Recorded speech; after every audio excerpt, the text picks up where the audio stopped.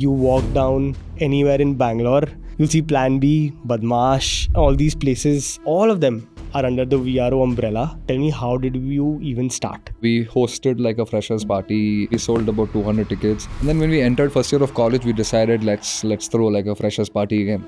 That event is when we first made some money. Right after engineering, we were thinking of how do we scale the business. We came up with an app that time. It was called Steppin' Out. In the first 2 months, we sold about 10,000 memberships. We made about 1.5 crore that time in the form of memberships. 2015, 2016, Dineout gave us like a marketing budget, like a sponsorship budget. The first sponsorship what they gave me was about 25 lakhs. With that, we basically did events in Bangalore. They were very, very convinced, and the very next check size what they wrote us was 1 crore. That was like a turning point for me. In 2016 is when we opened the first Hangover on 12th Main in the Ranagul. That restaurant, our first restaurant, was one of the fastest revenue, like a ROI breaking restaurant in Bangalore. Typical restaurants break even in about 24 months, but our first restaurant Hangover broke in about 7 months. So we typically, consistently did about 2 crores every month. Like a typical restaurant does about 50 lakhs to 60 lakhs. Fast forward 2019, in that 1 year, we opened 4 more restaurants. And of course, 2020, COVID hit. In that particular crisis, like how the stock market crashes, the restaurant market crashed. So restaurant deals came at like a distressed sale of 80-90% off. At that particular time, we acquired Plan B, we acquired Cafe Noir, and we acquired Fava and Capability. In 1 year, VRO from 5 restaurants, we went up to 16 restaurants. We do about 200 crores of revenue. We operate approximately 40 plus restaurants. We are present in Bangalore, we are present in Mumbai, we are present in Hyderabad, we are present in Cochin. Being an entrepreneur, being a founder is definitely one of the hardest jobs. See, what we see around us is the 10% success rate, right? Like nobody's really seeing the 90% failure rate, which is there. It is not how hard you hit, it's how hard you get hit and get back going. Also, here's something new. We are now a part of the Zerodha Media Network. So there, starting out, this is something we came across, which is the Indian bar and pub market, the last we checked, was valued at about 1.4 lakh crores. There's no hiding the fact that the young folks in India are going crazy for experiences. You step out on a Sunday in Bangalore, 12th Main, 100 feet, Richmond Town, everything is jam-packed. Pubs, bars, restaurants are overflowing with people. There are long lines, reservations are at an all-time high. People are craving experiences and interesting experiences more than just plain dining stuff. I don't think people want to meet for just dinner anymore. They're going for interesting experiences and they want to brag about it. It's all over their Instagram and everything. One thing that's very fascinating to us, like you said, you're building the Marriott of restaurants. You walk down anywhere in Bangalore, you'll see Plan B, Badmaash, and all these places all across Bangalore. All of them are under the VRO umbrella. That's what is the parent company for all of these brands. Yeah. Tell me, what have you cracked to get here? And tell me, how did you even start? So my partner Don and me, we met in a bus stand when in 11th standard. We went to St. Joseph's POC and we took the same bus to college. And that's how we basically met. And of course, when you're in 11th and like outside school, the first thing you would go for is a freshers party. After we went for the party, we were quite fascinated of how this whole thing works. Then, Don and me were just ideating and we thought saying that why don't we host our own party. So that's how we kickstarted our first event, and we hosted like a freshers party then. And I still remember when we did that party, it was quite successful. It was okay successful. We sold about 200 tickets. We broke even. We didn't make any money. We didn't lose any money. We basically broke even for that first particular event, and it was quite successful when we were in 11th. Okay, before we go ahead, I quickly need a minute of yours. I wanted to share an update with you. The deadline to apply for the next cohort of our 4 weeks advanced growth strategy program is the 19th of April. Now, if you're new to GrowthX, this is our flagship program where you learn the 4 key pillars of growth that directly impact revenue in live online learning sessions. See, over the last 2 years, over 4,000 leaders have undertaken this program. These are people who solve product, marketing and growth at top internet companies in the world. And they're now, of course, our members. Every month, we accept only about 100 members to a cohort to make sure that the curation is extremely nice. Because think about it, these are people who you learn with, solve problems with, and build projects together. So the next cohort starts on 28th April, and the deadline again is to apply by 19th April max. The link to check out the program is in the description. All the best with your application, and if you're a fit, I'll see you inside. Alright, let's get back to Savdar's story. And then when we entered first year of college, we decided let's throw like a freshers party again. That event is when we first made some money. That is when we met our third co-founder, like Sharath. So I get a call from Sharath that evening saying that, I heard you guys did a good event, come and meet me. So Don and me, we went, and Sharath's dad was quite a popular restaurateur in Bangalore. He has had restaurants for the last 50 years in Bangalore. And that was one of the reasons why we started VRO as well. So Sharath's dad, Desmond Rice, is one of the oldest legends in the whole hospitality restaurant business of Bangalore. Sharath had Desmond's that time in Laval Road. We went and met him. We knew him and he said, let's do something together. I've heard that you guys did some kick-ass thing and let's do something together. We had the young clubbing crowd with us, and Sharath, of course, had all the network in Bangalore. So the combination became an extremely strong combination between the three of us, where Sharath would handle the network part of it and we would basically handle the promotions part of it. We said, let's do events together. And that is when David Guetta came to Bangalore for the first time. So David Guetta came to Bangalore, and we had, of course, that time we had bought out the tickets for the whole concert. So the entire concert's tickets was, we didn't produce the concert, we bought out all the tickets, 10,000 tickets that time. And I still remember David Guetta's management that time agreed just to put one logo. You could not put two logos. So there was Rices Inc. and there was Obliquity India. So since we could only put one logo, we combined it and made it Rices Obliquity.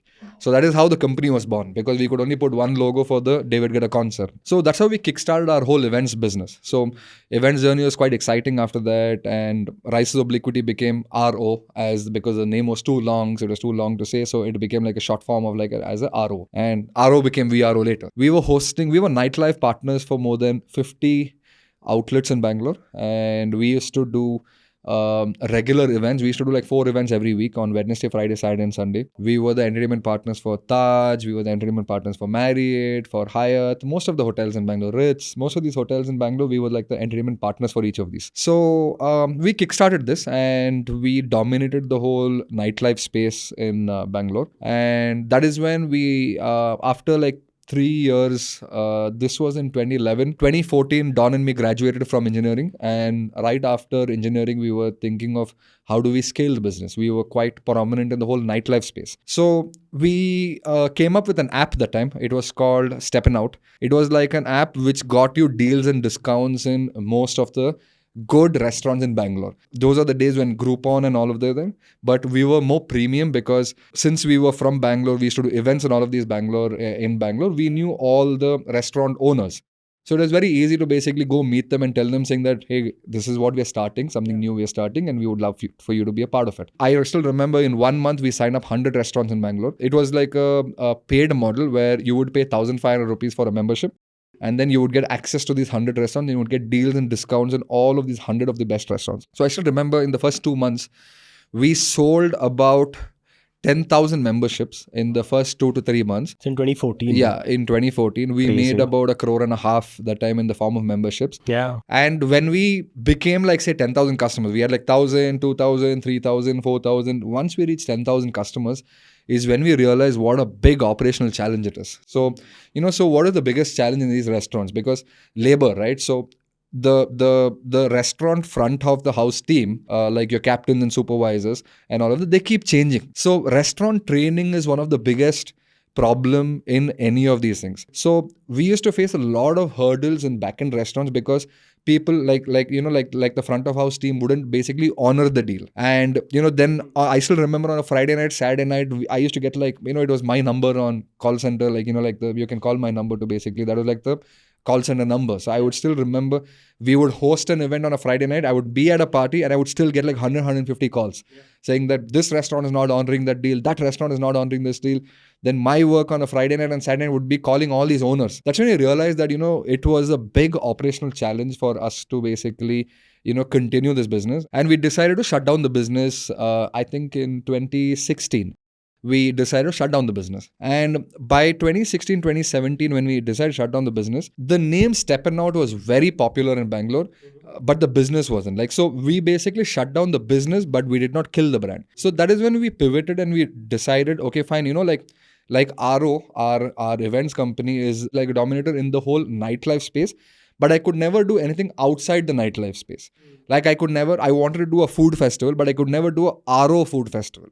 So, but I could do a Steppin' Out food festival because the name sounded cool. So that's when we pivoted the whole business model of Steppin' Out, and we decided that let us do events in the non-nightlife space. So the whole nightlife segment would be under RO, and the non-nightlife space segment would be under Steppin' Out. So with Steppin' Out, we had like 10 different IPs as early as 2016, 2015, 2016. As early as that, we had a food festival, we had flea markets, movie nights, comedy shows. So this is how Steppin' Out was born. And quickly, we became market leaders in the non-nightlife space as well. And we got our first sponsor. So one of our first few sponsors was Dineout in 2015 or 2016. I can't remember exactly when they were launching Bangalore. So that's how I met Dineout. So 2015, 2016, Dineout gave us like a marketing budget, like a sponsorship budget. And they were basically utilizing the events from a customer acquisition perspective. The first sponsorship what they gave me was about 25 lakhs. With that, we basically did events in Bangalore. They were very, very convinced. And the very next check size, what they wrote us was 1 crore. So from 25 lakhs of sponsorship, they jumped to 1 crore as the next year's sponsorship because they were very convinced with what they did. That was like a turning point for me because we used that 1 crore of sponsorship money, which is purely my money, to gamble and basically scale Steppin' Out outside Bangalore. We scaled Steppin' Out to the top 6-7 cities. We had the highest number of IPs as well, and we became quite popular in the whole non-nightlife space as well. So 2019 is when we started talking. Dineout approached us and we started talking to them from an acquisition perspective. And finally, by August in 2020, we closed our deal and Dineout basically acquired Steppin' Out then, and we became a part of the Times ecosystem. So when basically Times acquired Steppin' Out, between the 3 founders, one of us had to join Times for 3 years. So because I was always leading Steppin' Out, I took up that job and I basically resigned from VRO. And Don and Sharath moved on from Steppin' Out, and I went ahead with Times with a 3-year lock-in period as well when I went with them. That's how the Times journey started. 2020, fast forward to 2022, Swiggy acquired Dineout and Steppin' Out. So Swiggy acquired Dineout and Steppin' Out, and I was a part of the Swiggy ecosystem for the next 1 year. And then after my 3-year window as well, I moved on. And I moved on from Swiggy and I rejoined VRO. That's how the VRO journey, that Steppin' Out journey came to an end for me. And that's when the VRO journey started for me. Taking like a step back to 2016. Now, when we 2016, right after college, when we started Steppin' Out and when we pivoted as well, we got 2 angel investors on board and we decided to open our first restaurant on our own. So in 2016 is when we opened the first Hangover on 12th Main in Indira. So like I said, Sharath's father was one of the pioneer legendary restaurateurs in Bangalore. So we opened one with him, where Sharath's dad Desmond Rice would basically take care of the whole back end and the back of house, the kitchen, the product, the food, the service and everything. And Sharath, Don and me would be like the front of house on how do we, basically what we were marketeers. Yeah. And we would basically market the restaurant and pull in the people. And that restaurant, our first restaurant, very close to our heart, was one of the fastest revenue, like a ROI breaking a restaurant in Bangalore. We basically broke even in 7 months that time. Like typical restaurants break even in about 24 months, but our first restaurant Hangover broke in about 7 months. So we typically, consistently did about 2 crores every month, and 2 crores in 2016 is like unheard of. Like a typical restaurant does about 50 lakhs or 60 lakhs. So that is like the very first restaurant which we basically opened. Fast forward 2019, in that 1 year, we opened 4 more restaurants. And of course, 2020, COVID hit. In that particular crisis, like how the stock market crashes, the restaurant market crashed. It became like zero because you don't know what your future. So restaurant deals came at like a distress sale of 80-90% off. So at that particular time, we acquired Plan B, we acquired Cafe Noir, and we acquired Fava and Caperberry. So that is how over in 1 year, VRO from 5 restaurants, we went up to 16 restaurants in the course of that 1 year during that crisis time. Now, like I said, because of our events business, and we were quite connected to a lot of F&B personnels in the last 10 to 12 years of doing events. So we had access to the best talents across F&B as well, because we used to very closely work with them from an events perspective. So we hired a really good team to basically operate. And the next 3 months, I still remember we focused on building a team, building a great team and all of that. And we more or less set our team. So that was the birth journey of VRO. That's how we became about 16 restaurants. Fast forward to today, we operate approximately 40 plus restaurants. We are present in Bangalore, we're present in Mumbai, we're present in Hyderabad, we're present in Cochin. Chennai is opening mid of next month, and Pune is opening end of this month as well. So it's about 6 cities.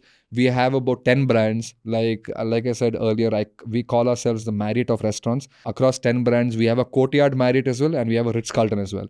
So with this, we basically try to create like a dining ecosystem from a multi-brand format. I think what you were saying about starting Stepping Out was very interesting. You were doing these accesses for 1500 at a time when I don't think, like you said, Groupon existed. But Swiggy Dineout, like you said, came later. And what's happening with even Zomato today with District and all of that. Want to understand about this space quickly. What do you think are Swiggy Dineout and District cracking? I think the space is great, and I think Swiggy and District both are doing extremely good, and they're going to kill it in the future. It's because, see, one, today the market has exploded, especially in India.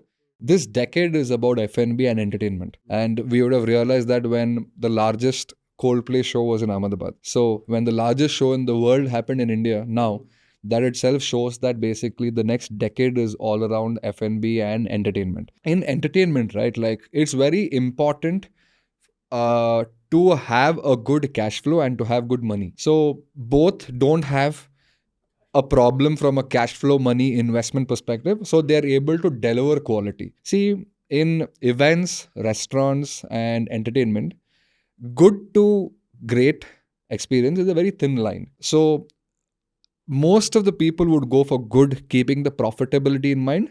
But some people would go to great because cash flow, you will still get a profit, but basically quality also matters. That is where I feel District and Swiggy is basically going towards. It's not just from a cash flow perspective, but they're going behind quality perspective as well. I know all of these spaces very closely, and I know their ideologies as well on what are they going to create, and I feel that they're going to create big things. Both Zomato and District are going to create big things. Fair. I think very interesting. Cool. I think thoda sa coming forward, like you said, starting Hangover, I think I want to get to that story. What made you even think about this concept? And then the first few days of executing that and building the first Hangover. See, when we went to, I still remember when we first made money, Don Sharath and me, after David Guetta concert, we went to Thailand because that was the cheapest place you could go for a holiday from India. I still remember that, we went out a lot there, and we were very,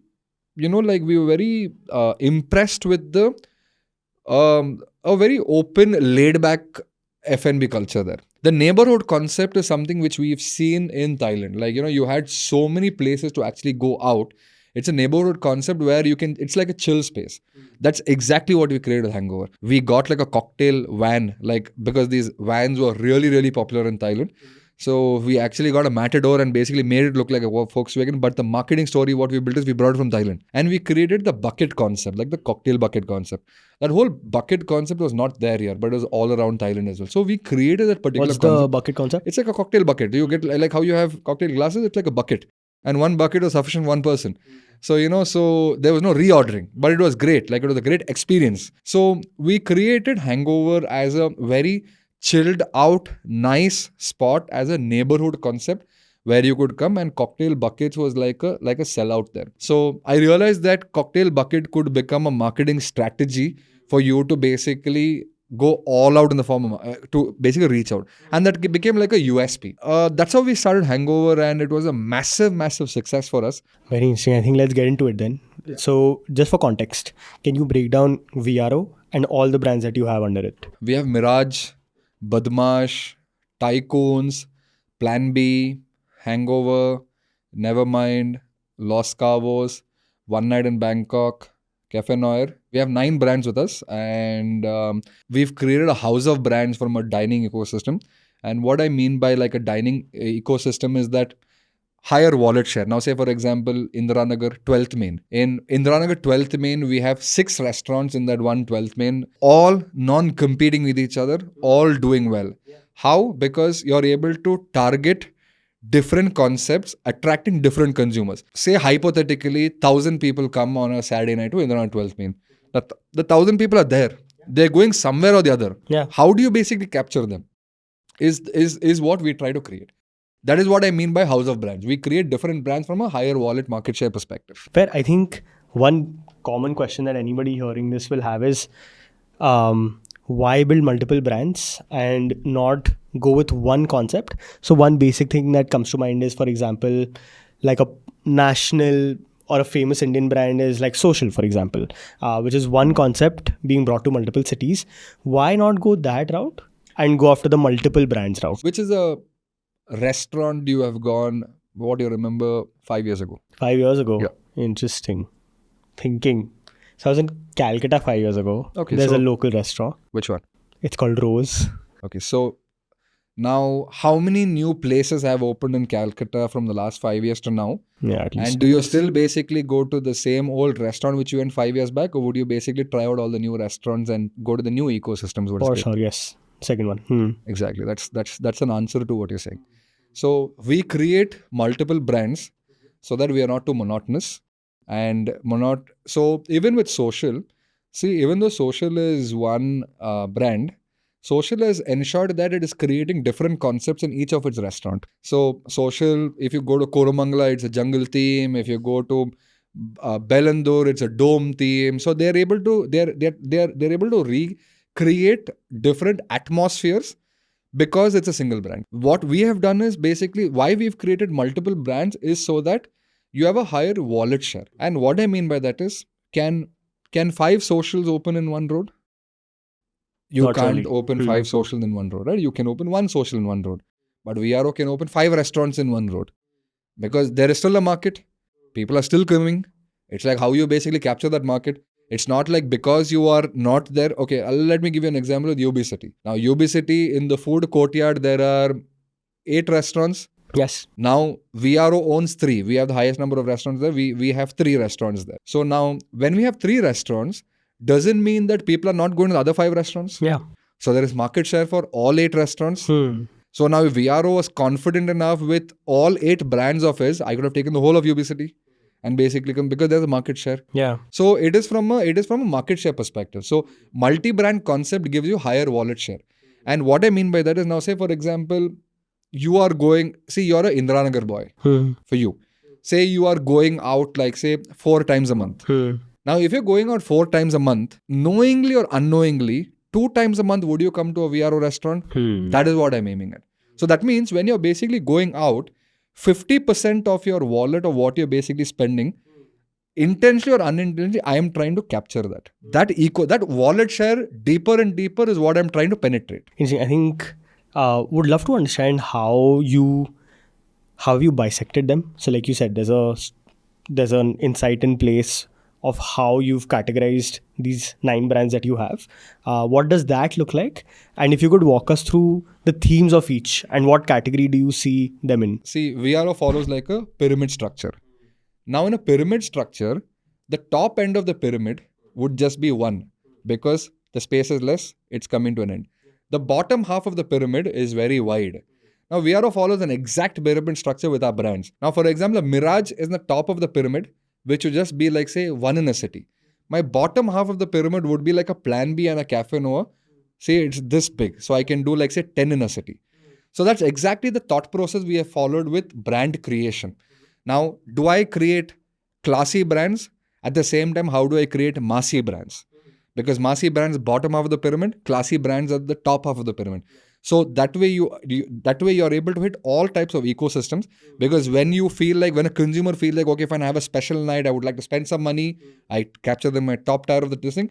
And when a consumer thinks that, like I just want to go to neighborhood place, I just want to chill for a bit, not spend too much money, have pocket friendly, I go to the bottom half of the pyramid. So my target audience is basically everybody from the age group of 18 or 21, depending on the legal drinking age, to 55, 60, till they can walk.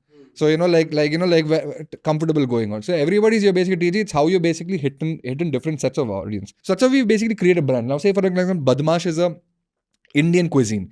So it's a Bollywood brand because the Indian cuisine, we have Bollywood music. So it attracts a specific set of people. Now, Mirage is like a Pan-Asian brand. It's English music and like Pan-Asian brand. So that attracts a different set of people. Cafe was like a coffee brand. So it's more on continental and like a meeting spot. Plan B is a youth-centric brand.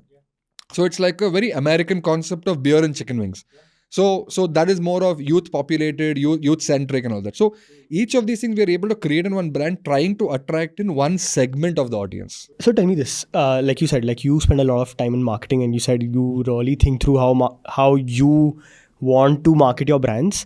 Tell me what goes into great marketing for food brands. See, what goes into great marketing for food brands is the campaigns what we run.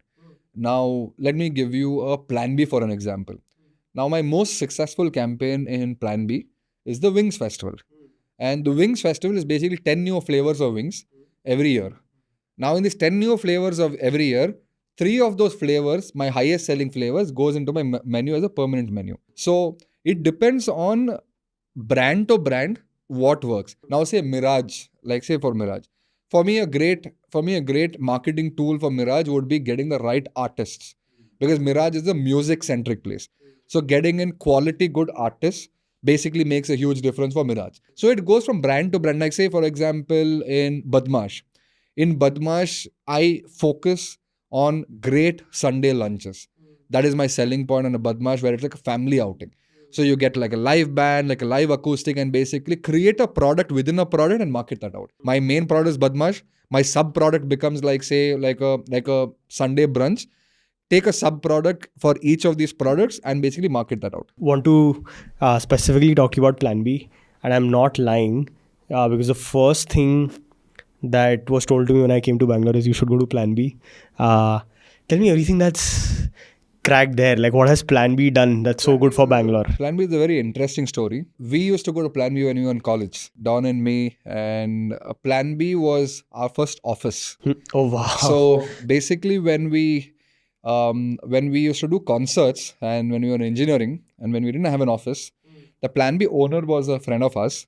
And we used to go to Plan B to basically sit and sell tickets. That was a marketing tool for the Plan B founder as well, because a lot of people would basically come to meet us to buy tickets for these concerts, and they would come to a Plan B. So in 2020, when the right opportunity came, Plan B had 2 founders. So when the right opportunity came, we acquired Plan B. So when we acquired Plan B, I think Plan B was about 3 or 4 outlets. Today it's at about 14 or 15 outlets. We've scaled Plan B really well. And Plan B hasn't lost its essence and touch even post-acquisition, because the Plan B founder is still with us. He's one of our partners in VRO, and it's still operating the way he had envisioned. It's just that we enhanced the whole experience aspect of it. We try to get some more experiences in Plan B. So Plan B has the best chicken wings. Like I know, I can guarantee you can try chicken wings everywhere and go try a Plan B and you will see the difference. That is why the Plan B sauces are completely in-house. It is not bought from anywhere. Just few ingredients are bought, and we have a separate central kitchen just for Plan B sauces. And that's how we've been able to maintain the quality even today for Plan B. Crazy. And I think building that first outlet, like you said, you are at VRO, you're going after everyone. So I think it makes complete sense to you. But for a person who wants to build their first restaurant, what kind of research should they be doing? So for example, like you said, hey, I am going after everyone. I understand okay, this concept is very interesting. Net, I have clarity on this sort of TG. I want to have wallet share across all my brands. But if I am building my first restaurant, how should I go about research? Hey, this is where I should put my first outlet. This is the kind of positioning I need to do. This is the kind of pricing I need to do. What should I keep in mind while selecting my first outlet? So first thing what I would say would be real estate is basically key in hospitality. A Badmash in UB City does well compared to a Badmash in Sarjapur. It's the same Badmash, same offering, same everything. The only difference is real estate. So real estate is a key factor with F&B from a visibility perspective. See, restaurants, right? The advantage of a restaurant is that it's an offline store. Why do people like offline? Because of it's a direct D2C. It's direct to consumers. Unlike online, your presence and your interaction is it's direct to consumer. It's a D2C. So the advantage of a restaurant is that you're able to basically market and brand yourself in a place which can be visible to a lot more people who might not be your customers. So getting the right real estate is key, so that you're visible to any passenger or any customer basically traveling on that particular road. Second is basically traffic. Like, are you able to get good traffic? Are you able to get good visibility? Third is the type of consumers. Now, I wouldn't open a Mirage in Whitefield, because Whitefield is not a Mirage audience. Whitefield would be more of like a Badmash audience, because Hindi speaking is a lot more in Whitefield. Corporate crowd is a lot more in Whitefield. Price sensitiveness is a lot more in the Whitefield compared to like a CBD area, which is like the old Bangalore area. So I would not go place a Mirage in like a Whitefield. I would basically go place a Badmash in a Whitefield. So you need to understand what is that area and what does that area cater to. You can just look at your competition also. So the first thing basically before you open a restaurant is to go check out what your competition is. You basically go there, and your competition, there are some very good doing places, there are mediocre doing places, and there are not doing well places. So you basically, your R&D is basically checking out all your competition. First is selection of area. Second is basically visiting all your competition to understand what is working, what is not working. The third thing is basically finalizing the concept. Once you know what is working and what is not working, you finalize the concept. Fourth thing is then you basically select your real estate. Fifth thing is, basis the real estate, you start designing. You already have a mood board concept in your mind. Basis your real estate space, you get a design in place. That is your sixth thing. Post that, of course, basically your opening. That is when your pre-launch of marketing happens. See, anything when you basically open, it's like a movie, right? Entertainment is all the same. It's different forms of entertainment. An event basically is what? You basically create an event. To create an event, you have pre-marketing. In pre-marketing, you basically sell tickets. Consumers basically come to the event and experience it. How does a movie work? Trailers come. You basically market the whole movie. You book tickets. You go to the cinema and you experience the movie. What is a restaurant? It's the same thing. You have your product. Your product is getting ready. You have a lot of pre-marketing for it. You launch the product. People come there, experience the product. See, this is all in the entertainment business. Entertainment business, thumb rule is the same with different outlooks. That is why we did well as a restaurateur, because we were great event guys. Because being a restaurateur was one layer above events. Safdar, your VRO is now valued at 500 crores. Can you break down the business for us, which is VRO as the parent company? What is like a net contribution of all these 9 brands in terms of revenue that they contribute? See, we do about 200 crores of revenue approximately, and we are EBITDA profit and PAT profit. So we get a valuation of 2.5 times of our revenue, because we are EBITDA profit and PAT profit. But why we are valuable is because we are a multi-brand format.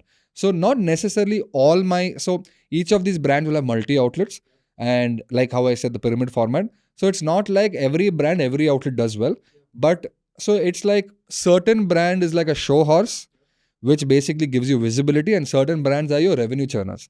So certain of my brands where real estate is very expensive, I might not make money, but it's a show horse for me because it's like putting a prime hoarding today. Now, when you put a prime hoarding, why are you spending money? Because it gives you visibility. My visibility is in the form of my brands, where it might just break even or it might lose little money, but that little money is the cost of marketing for the brand building exercise. That's why we are valuable. We are valuable because we are in a multi-brand format. We do about 200 crores of revenue, and we grow year on year of close to about 20%. We have 20% year on year growth. So down the line, 2-3 years down the line, we are preparing ourselves for an IPO as well. So a lot of shift now is going to shift towards basically profitability. More than a growth factor, it is going to be from a profitable factor. How do we optimize and basically increase our profits? I'm assuming brands that are alcohol led have more revenue, or is that? Yeah, it is more revenue, but the lifespan is lesser. Like say for example, Hangover. Now I have to renovate a Hangover or change it every 5-6 years, because it's a alcohol driven outlet. Whereas a Plan B is a 13-year-old brand with no innovation. Everything is same. Probably just the look and feel and the experience of it, we innovate a bit more. So a food first place have more longevity. Cafe Noir is a 12, 13-year-old brand. Plan B is like a 12, 13-year-old brand. But all our alcohol-led brands are all, say, less than 7, 8 years old. So the shelf life is lesser. That's why we operate in a multi-brand format so that we can keep innovating and keep innovating. So that you have some food first brand, you have some alcohol first brand, then you have some nightclub perspective. So you're present in all forms of F&B ecosystem. If you could break that down for us, which is what do each of these brands contribute in terms of revenue in this 200 crore pie that you have? Our highest revenue generator is definitely Mirage. Then comes, of course, Plan B for us. Plan B is a more longer longevity brand play what we have. Then is our Badmashes. Then would be all our other brands put together. Los Cabos and Cafe No also would be there. Cafe No also contributes to quite a bit of revenue. I wanted to take Mirage for an example. Tell me, what does the economics of a nightclub look like? Like, what does it cost to run a nightclub? I'm typically Mirage, a typical Mirage costs us between 6 to 8 crores. It basically costs us to set up one Mirage because it's like a greenfield project. What I mean by that is, see, we typically, our projects is divided into two parts, greenfield and brownfield. A Plan B would be like a brownfield where we acquire an existing place and we just renovate it and change it to a Plan B where our capex is much lesser. But Mirage is something which we build from scratch because it has to be as per the design what we want it to be, not designing it as per the real estate. We search for real estate as per our design. Plan B, we make the design as per the real estate. So there's a difference between the two. So the cost is much higher when it's a greenfield project. So we spend approximately about 6 to 8 crores in like a Mirage. Typically a Mirage breaks even, I think, in about 12 to 15 months. A Mirage breaks even because it's a high revenue generating outlet for us. But typically a restaurant otherwise is 24 months. And it consistently, I think the first year Mirage did about 25 crores in the first year with about 20% of profits, which was about 5 to 6 crores of profits which we did in the first year. That's why it's about between 12 to 15 months of break even. I think it's 12 or 13 months. And the second year onwards, it took like a 20% dip. And we do approximately about 20 crores a year in Bangalore. And again, profitability is still the same. It's about maybe 2-3% lesser because of the revenue drop. So we try to operate that about 17-18% of profits in Mirage. So typical break-even is between 12 to 15 months for Mirage as a concept. Got it. Fair. Tell me one thing. So if I were to come up with like a bar today, for example, very simple, basic bar. I'm not very heavy maybe on like the experience bit of it, and I'm able to charge X. If I as a person, I'm able to crack like a vibe on it, like an experience on it, is that my device to charge an X plus 10? Or is that something that I should not think of? No, X plus 10 in the sense? Am I able to charge an experience premium over and above what I would charge if it was a very common bar, for example? If you're able to create good vibe, you're saying? Yes. Yes, of course. I mean, so Mirage, right? So I'll take Mirage only as an example. Mirage is an expensive place. It's expensive because of the vibe. Because you get the same food and beverage what you get anywhere else. Like maybe the presentation is better, this thing is better, but we've killed it with the vibe. And that is why there is a premium attached to it because of the real estate. So Mirage is in a building where there is no parking problem. There is, like very easy to access, safe and secure. You don't need to walk on the road. Nothing. So everything comes with a cost. Convenience comes with a cost. So Mirage's experience of a consumer is top notch. Right from the time you would go into the building to park a car, to taking the lift, to going to the entrance, to going back home, your entry, exit, everything is like a 5-star hotel. It's a smooth. Why do you pay more for a 5-star hotel? You pay more for a 5-star hotel premium, this thing, not because of the food. It's because of the whole experience, right? You're going in, you have valet service, you're walking in, you have the best restaurant, good service, good food, very good this thing. So that's why you pay a premium. So premium comes from the whole experience angle of it, and not just the food and beverage. So that is what we've been able to. So if you create better experiences, you can charge a premium. Can you talk me through what goes into creating this perceived value? Like, I'm sure you've thought through a lot of it. Maybe take Mirage for an example. When we say the experience of it, tell me everything that you keep in mind if when you're building it from like day one. For example, is it as basic as, hey, when my guest comes in, the parking needs to be smooth. When they enter, the vibe has to be a certain way. What goes into creating perceived value for restaurants? We plan it from the driveway. So when a consumer comes, Bangalore has great parking, Bombay has great valet. So the location is in such where basically there is not much of waiting for a consumer to either park their car or to basically get out of the building. Second would be, when they basically walk up, like, your hostess, like my reservation desk. My reservation desk is a very smooth process as well. If you have a reservation, this thing is allotted, so there is somebody greeting you in, and the whole experience of basically the reservation desk to the table, the people who are taking your order, the variety of food and beverages, what you basically get. Of course, the presentation, what is basically going in. So we select like a open air place, like like a semi open air and a closed place, because Bangalore has great weather. Bombay has good weather for 6 months. So we design the place in a very majestic way. When you like, the whole thing is, if you're coming for the first time, it's a wow factor. Are you able to create the wow factor? And when you basically create a Mirage, the first thing we decide is the wow factor. Fair. I think interesting. Want to talk to you about, because we're in the topic of experiential dining.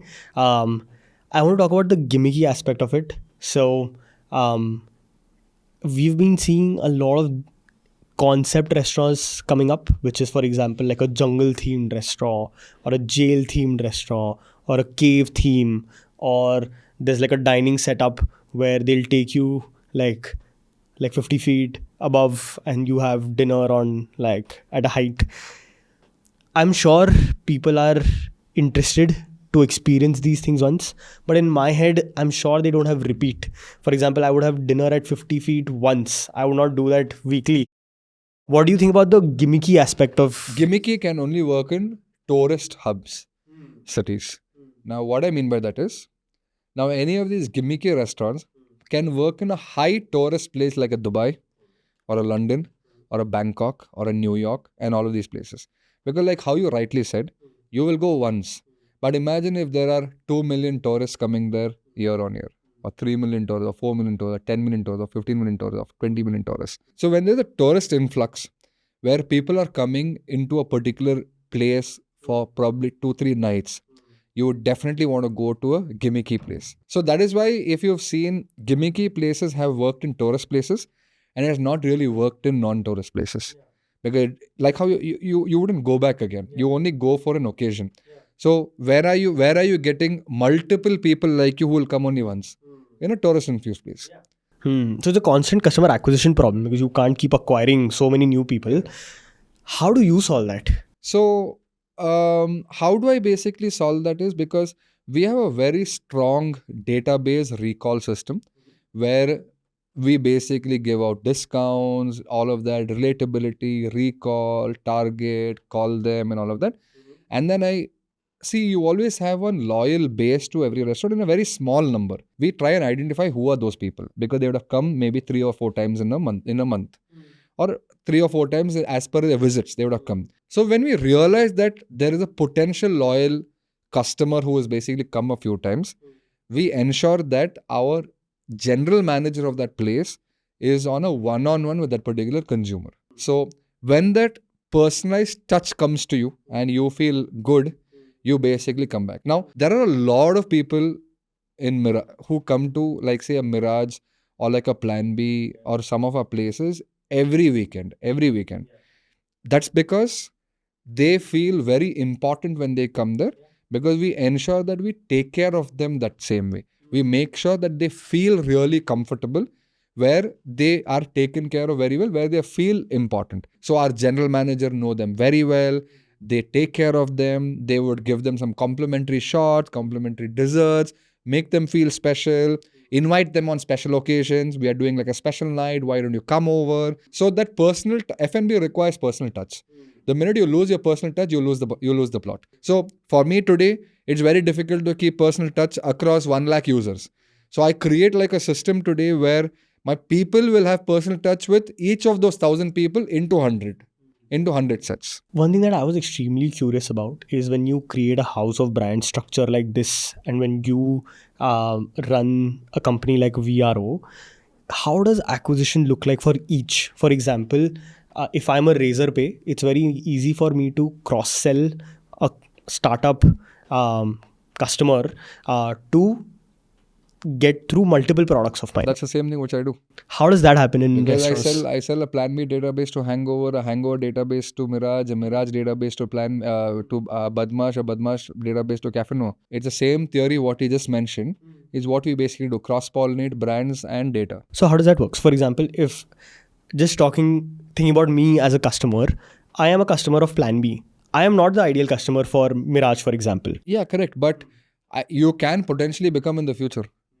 So you might be a Plan B customer when you're 21 years old or 22 years old. Maybe when you're 25, 26, you might upgrade yourself to become a Badmash or a Mirage consumer. Also, not just the age factor, but just the preference. For example, I don't drink alcohol, for example. Is there a way you ascertain that hey, this person is a perfect fit for this other brand that I have? Yeah, because from a data perspective of when you visit our restaurant. Now, when you visit our restaurant, we collect data. We have a centralized CRM setup as well, where we understand who has come to which outlet. Then we try and derive some patterns, like some patterns from a consumer behavior perspective. Now, I have the data that if you've come to Plan B in Indiranagar, from there, if you've gone to Tycoons in Indiranagar, from there you've gone to Plan B in Koramangala, then you've come back to Lost Cows in Indiranagar. So I know that in your 4 to 5 visits, 50-60% of the time you've been in Indiranagar, and 30-40% of the time you've gone outside. So I know you're an Indiranagar consumer. Then I start marketing you within my Indiranagar outlets, trying and selling my other outlets to you and saying that if you're actually coming or no. Then again I do a data search on how I base it. So there is a lot from a marketing perspective, there's a lot of data driven activities what we basically do. Perfect. Makes sense. I think Safdar, extremely insightful.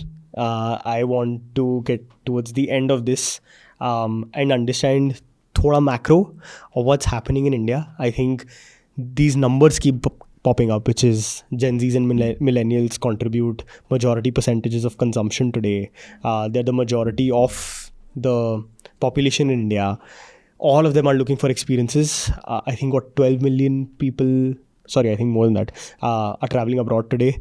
A lot of these Indians are looking for unique and more experiences every week. Tell me everything that's happening, what's going to happen in India in the experience and dining and the event space, and what's exciting to you? See, what's exciting for me is like I mentioned earlier in this conversation, post-COVID, the whole dynamics has changed because Gen Zs and millennial exposure may not just be by traveling, but content exposure has opened up and widespread what they would like to experience. Gen Zs and millennials now are not okay with mediocre stuff. You want to ensure that you get the best because there is a lot of supply.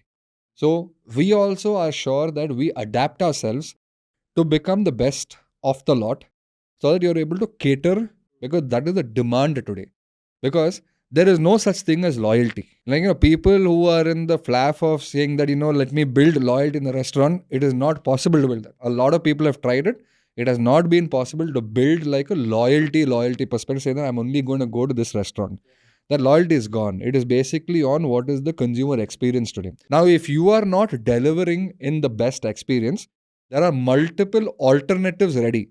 Tomorrow, in Indiranagar, there are more than 100-200 restaurants. There are in 12th Main, every building is a restaurant. Every building is an experience center. So unless you are basically giving the best, you understand that Gen Z and millennials today are spending the highest. And of course, larger age group also basically sell. The 35 to 45 also spend. That's why we've created multi-brands. We've created a brand structure where I'm attracting the Gen Zs and millennials and capitalizing that, as well as I'm attracting the corporates and capitalizing them. So today it is not just Gen Zs and millennials.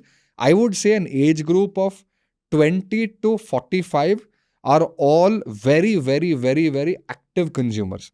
active consumers. So from a quality perspective, and all of it's not just genuine millions, all of these people are very well exposed now from a content perspective, travel perspective, experience perspective. So we as restaurateurs and F&B experience creators, we need to be on top of our game to basically ensure that we're delivering the best. Otherwise, you will not have repeat.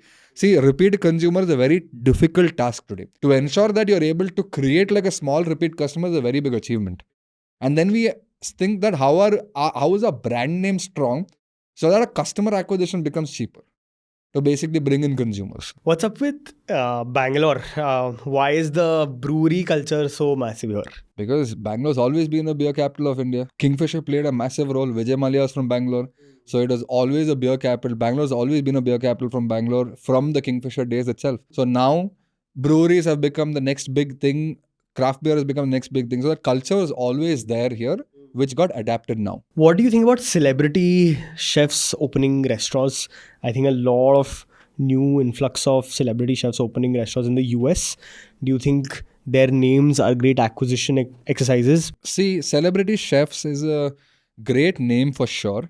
From a product perspective, it really helps from a marketing perspective as well because of the visibility what the chef has. Now, see, a celebrity chef has a brand around themselves, right? That itself, say what I told you earlier, 50% product, 50% marketing. Now, a celebrity chef is already on 30% of marketing. Out of the 50%, 0 to 30% is already done. The balance 20% for them to actually market it becomes easier because 0 to 30% is already done from the brand image, what they have worked very hard to create, which would have taken them years to basically create. So, celebrity chefs opening is becoming a big culture in India as well right now, and not just in the US. I mean, there are a handful right now, but the culture is basically growing. Done. I think final, Savdar, like you said, basically what's next for you? I hope everything goes nicely with the IPO, touch wood. But yeah, what's next? What are some things that you're cracking today versus in the near future? Yeah, so we're coming up with a new concept of ours, a new restaurant concept. We are ideating a lot more into that, and we're planning to launch that in the next 2 months as well. And we're planning to open 3 or 4 in one shot in Bangalore on the same day. And that is something which we are aggressively working on.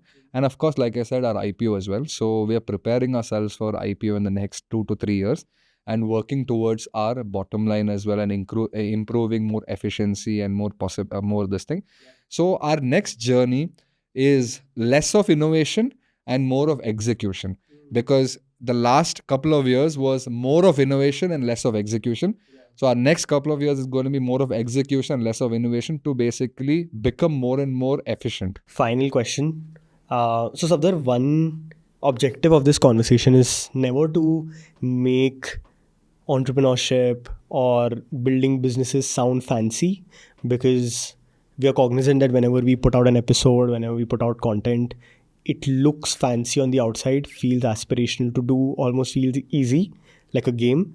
The objective of this conversation is to never paint a rosy picture all the time, because we genuinely think that about 90-95% of the times you are just grinding on a day-to-day basis, failing, struggling. 100%. Yeah, and only about 5 to 10% are like those spiky days where some things worked out, or a launch has happened, or the team is happy. Would love for you to share your stories where things have not worked out. Kuch fad gaya. Being an entrepreneur, being a founder is definitely one of the hardest jobs. It is not easy. It is not how it looks. See, what we see around us is the 10% success rate, right? Like nobody's really seeing the 90% failure rate, which is there.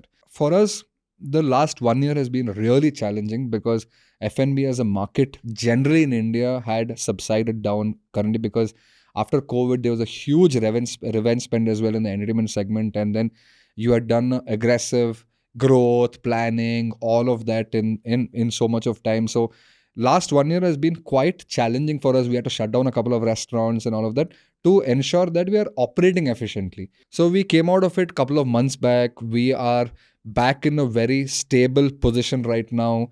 And we are going to restart our growth phase now in the next couple of months. We're going to restart our entire growth phase as well. Ups and downs are part and parcel of business. And there's another Rocky Balboa quote also, which I basically follow a lot as well. It is not how hard you hit, it's how hard you get hit and get back going. So being an entrepreneur, you need to learn how to hit and you need to learn how to get hit also. So you're going to get hit a lot of times and you need to come back and bounce back from it.